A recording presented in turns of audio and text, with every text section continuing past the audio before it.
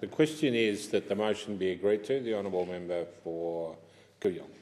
Mr Acting Deputy Speaker, it's with great pleasure that I rise to support my friend and colleague, the member for Wright, and the motion that he puts before, as well as the member for Moncrieff. Today, Mr Deputy Speaker, a leader of the Australian Union movement could well be found admitting in private, now is the winter of our discontent.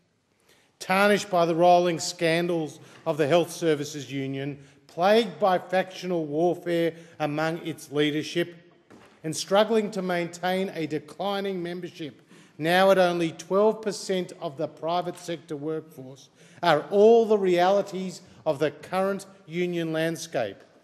Yet despite these seismic developments, many on the other side of the House continue to maintain that it is business as usual, as if nothing has happened.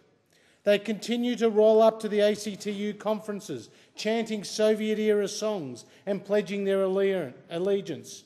But they are in denial, for the HSU scandal is something more than a passing event. It goes to the core of good governance and the standards of transparency and accountability that we expect from our organisations and our community leaders. It goes to the heart of what we consider to be criminal behaviour subject to significant punishment. And this is what the motion put forward by my friend and colleague, the member for Wright, is about.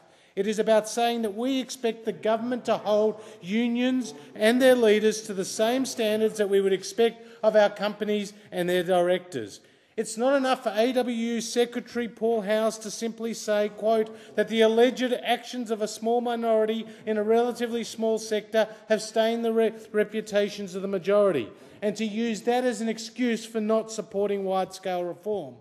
Nor is it sufficient for Jeff Lawrence to say that the union members have a right to be confident that their money is being well spent, but then not put in place real changes that will prevent a repeat of what happened at the HSU. You see, the opposition has a plan, Mr Deputy Speaker, that the government should support. A plan to pass legislation that will see registered organisations subject to the same rules and the same penalties as set out in the Corporations Act 2001. Currently, trade unions, like employer groups, work as registered organisations with obligations under the Fair Work Registered Organisations Act 2009. Such obligations include not using their position for personal gain, ensuring the appropriate use of members' money and acting at all times in the best interests of the members. However, the penalties are not nearly as significant as would be found in the Corporations Act.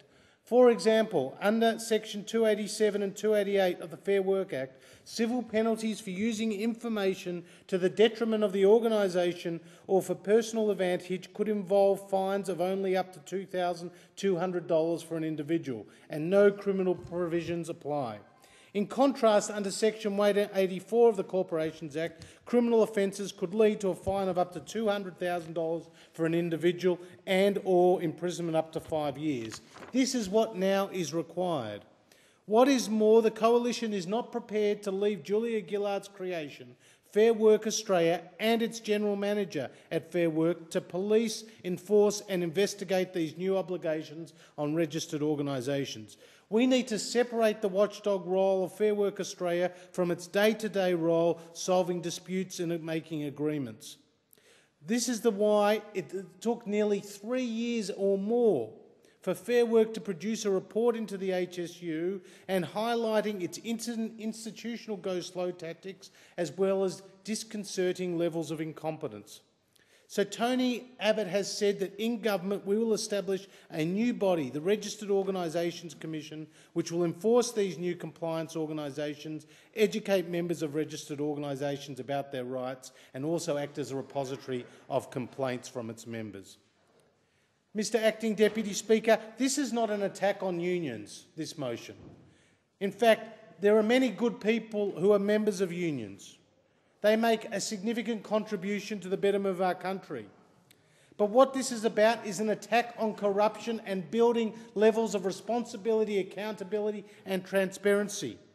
with more than 150 findings by Fair Work against HSU and 70,000 low-paid workers being shortchanged by thousands of dollars wasted and misused, something needs to be done. This motion goes some way towards that end. Thank you.